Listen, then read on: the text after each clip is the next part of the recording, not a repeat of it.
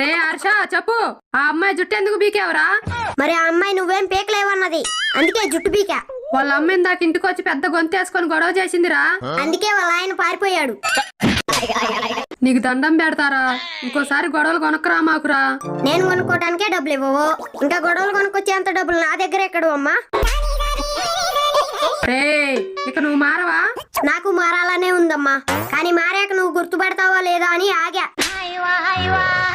ఓరి దేవుడా, ఏమైందిరా నీకు? వీడింతే అమ్మా, స్కూల్లో వాడు పెద్ద ఎదవ. అంత సీన్ లేదులే, నాకంటే ఇంకో పెద్ద ఎదవ ఉన్నాడు. ఇదిగో ఇంతేనమ్మా, అస్సలు తగ్గడు. నా ఇష్టం తగ్గొచ్చినప్పుడు తగ్గుతా. నాకు డౌటే, రేపు పరీక్షలు ఎలా రాస్తాడో ఏంటో. ఏం పర్వాలేదులే ప్రభా, నారు పోసినోడే నీరు కూడా పోస్తాడు. మరి అలా అయితే పాఠం చెప్పినోడే పరీక్ష రాయాలిగా.